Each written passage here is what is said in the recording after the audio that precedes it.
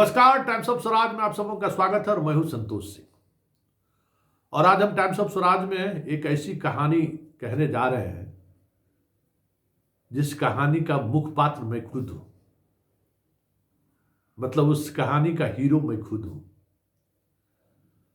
और उसी कहानी से प्रेरित होकर आज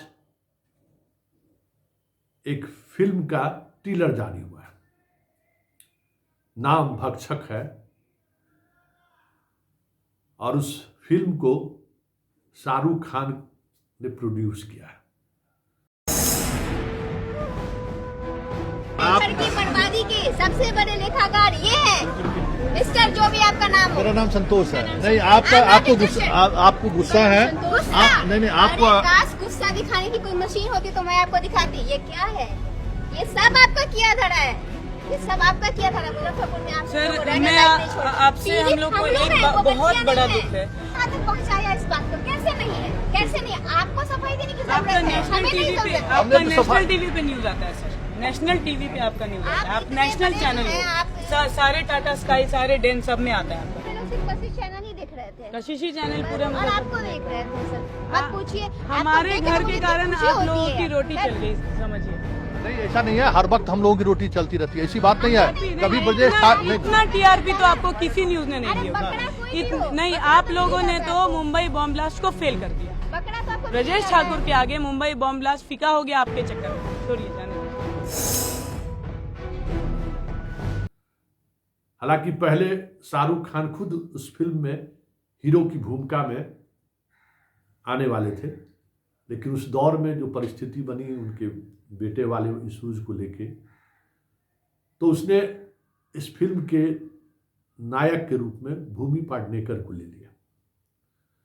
भूमि पाडनेकर जिस भूमिका में है वो भूमिका एक पत्रकार की है और पूरी मेरी स्टोरी से प्रेरित होकर उन्होंने इस फिल्म में एक्टिंग की है। नेटफ्लिक्स पर 9 फरवरी को यह फिल्म रिलीज हो रही है। आज नेटफ्लिक्स ने इसको लेकर 50 सेकंड का ट्रेलर जारी किया है। 30 तारीख को फिर पूरा ट्रेलर जारी करेगा। अभी लगातार आज से प्रमोशन का सिलसिला शुरू हो गया है।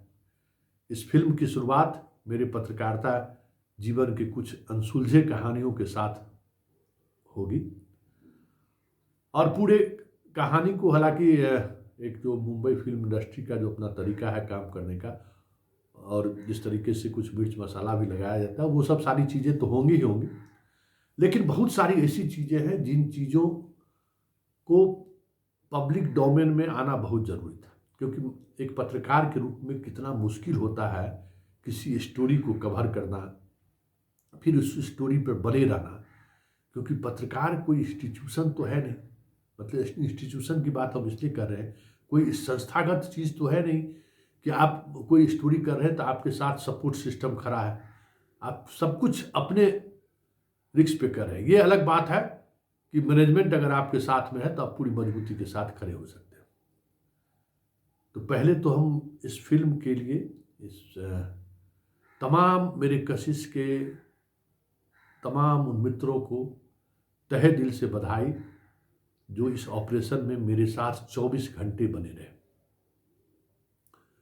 कशिश चैनल के सीएमडी सुनील चौधरी जी को भी विशेष तौर पर बहुत बहुत बधाई, जिन्होंने इस खबर को ऑन एयर होने में को लेकर कभी हमें मना नहीं किया। बस एक बार हमारी बात हुई और उन्होंने हमसे पूछा कि संतोष जी, ना कोई अखबार इस खबर को छाप रहा है, ना कोई मीडिया हाउस इस खबर को दिखा रहा है, और आप रोजाना इस खबर को दिखा रहे हैं, और वो भी कहीं न कहीं सरकार के सेहत पर यह खबर का असर पड़ सकता है। हम सत्तारूढ़ दल के विधायक हैं, कहीं कुछ गलत तो नहीं कर रहे हैं। यही बिहार विधानसभा का पर्टिको था। मैंने उनको कहा कि जीवन में आप बहुत सारे गलत अच्छे काम किए होंगे, लेकिन ये जो लड़ाई हम लड़ रहे हैं ना, वो लड़ाई एक ऐसे मुख्य मतलब जिसका कोई नहीं है, उसकी लड़ाई हम लड़ रहे हैं। इसलिए पाप पुण्य जितना भी होगा ये एक पुण्य काम आप करने में हमको मदद दीजिए। और उसके बाद वो आदमी चुप हो गए। फिर ये स्टोरी चली, मतलब इस स्टोरी में 15 दिनों तक मैं लगातार स्टोरी चलाता रहा कि किस तरीके से लड़कियों के साथ रेप हुआ, किस तरीके से गर्भपात कराया गया लड़कियों का, कैसे उसको नेताओं के यहाँ भेजा जाता था, ब्यूरोक्रेट्स के यहाँ भेजा जाता था। पूरी मीडिया खामोश थी। और एक दौर ऐसा आया जब पटना हाई कोर्ट ने मुझे रिपोर्टिंग करने से रोक लगा दिया। और उस दौर में पटना हाई कोर्ट की वकील समा सिन्हा का योगदान हम कभी भुला नहीं सकते। वो लड़ाई लड़ी हाई कोर्ट में, लेकिन हाई कोर्ट पता नहीं उनको मीडिया से क्या प्रॉब्लम था, लेकिन बात सुप्रीम कोर्ट तक गई। और वहाँ हमारे लिए फौजिया शकील, जो अपने बिहार की बेटी हैं, वो हमारे लिए खड़ी हुई। और सबसे पहले मीडिया पर जो हाई कोर्ट का प्रतिबंध था, उसको सुप्रीम कोर्ट ने खारिज ही नहीं किया। पूरे मामला की गंभीरता को देखते हुए पूरे मामले का ट्रायल ही दिल्ली शिफ्ट कर दिया था। बहुत वो दौर, मतलब कह नहीं सकते कि वो दौर कैसा रहा होगा, किस तरीके के तनाव से हम गुजर रहे होंगे। पूरी सिस्टम मेरे खिलाफ था, मेरे जान के पीछे पूरी चीज़ें लगी हुई थी, हर एक कदम पर खतरा था। फिर भी आगे बढ़ते गए।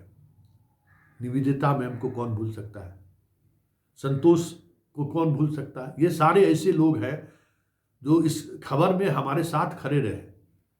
कोई जुडिशियरी के को लेकर, चीज़ों को लेकर आगे बढ़ते रहे। समा सिन्हा पटना हाई कोर्ट में लड़ती रही, फौजिया शकील दिल्ली लड़ती रही, दिल्ली में लड़ती रही केस। बहुत सारे ऐसे नाम हैं। मतलब रवीश कुमार आए मेरे साथ, उन्होंने खबर चलानी शुरू की।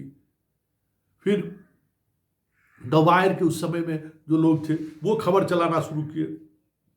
तब धीरे धीरे धीरे धीरे माहौल बनने लगा और उसके बाद फिर सारी चीज़ें सामने आई। उसी दौर में मुंबई के एक डायरेक्ट फिल्म से जुड़े हुए पुलकित कुमार, अपने बिहार के ही हैं, कई फिल्मों का उन्होंने निर्देशन किया है। वो हमसे मिलने आए और उन्होंने इच्छा व्यक्त की, हम आपके काम पर आधारित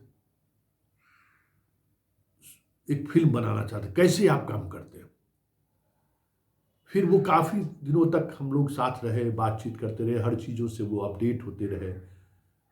और उसके बाद उन्होंने मुझे दिल्ली मुंबई बुलाया। मुंबई में उनके साथ काम करने वाले तमाम लोगों से हमारी मुलाकात हुई।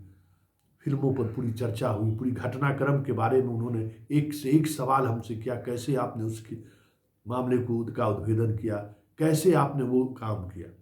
ये सारी चीज़ें चलती रही। इसी बीच कोरोना आ गया।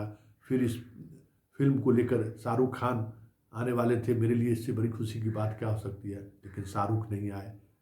परिस्थितियां बदलती रही। लगने लगा जैसे ये फिल्म कहीं डब्बा में भी बंद डब्बा में ही ना रह जाए। लेकिन आज वो सपना मेरा सच हुआ और वो फिल्म सामने है। इस फिल्म तक पहुंचने में जिन लोगों का योगदान है, जो साथ काम करने वाले, हमारे साथ काम करने वाले जो मीडिया कर्मी हैं, कितनों का हम नाम गिनाएं, लेकिन नाम कम पड़ जाएगा, क्योंकि बहुत सारे लोगों का सहयोग है इस स्टोरी को ओपन करने में। बहुत सारे लोगों का सहयोग है। लेकिन ये स्टोरी अपने आप में माइलस्टोन है, क्योंकि सिर्फ बिहार सरकार ही नहीं, भारत सरकार भी चाहती थी कि इस मामले का उस तरीके से खुलासा ना हो। क्योंकि जिस दिन सीबीआई की टीम राज्य के एक बड़े नेता के घर दस्तक देने वाली थी, रातों रात सीबीआई के उन तमाम पुलिस अधिकारियों का तबादला कर दिया गया। दिल्ली से लेके पटना तक जितने अधिकारी तैनात थे सबको तबादला कर दिया गया। फिर मामला फौजिया शकील सुप्रीम कोर्ट में उसी दिन, दूसरे दिन को उन्होंने उठाया कि देखिए किस तरीके से भारत सीबीआई को काम करने से रोका जा रहा है। और फिर सुप्रीम कोर्ट का वर्डिक्ट आया कि जब तक इस केस का अनुसंधान पूरा नहीं हो जाता है, चार्जशीट नहीं हो जाता है, ट्रायल जब तक पूरी नहीं होते, किसी भी अधिकारियों को बदला नहीं जाए। शुरुआती दिनों में ही मुजफ्फरपुर एसएसपी को बदल दिया गया था। तो बहुत मुश्किल था इस दौर में इस तरीके के मामले को लेकर खड़े रहना, जहां दोनों सरकार, बिहार की सरकार हो या भारत की सरकार हो, नरेंद्र मोदी की सरकार हो चाहे नीतीश कुमार की सरकार हो, दोनों सरकार चाहती थी कि ये मामला दब जाए और पूरी कोशिश की हुई थी। लेकिन सुप्रीम कोर्ट का शुक्रगुजार है और उस समय कुछ ईश्वरीय ताकत ऐसा महसूस हो रहा था कि सारी चीज़ें, तमाम झंझावट के बावजूद भी, तमाम रुकावट के बावजूद भी चीज़ें बढ़ती चली गई और आज इस मुकाम पर आकर सुकून दे रहा है कि चलिए कुछ तो लोग कहेंगे, लोगों का तो काम है कहना। नमस्कार, मैं संतोष सिंह।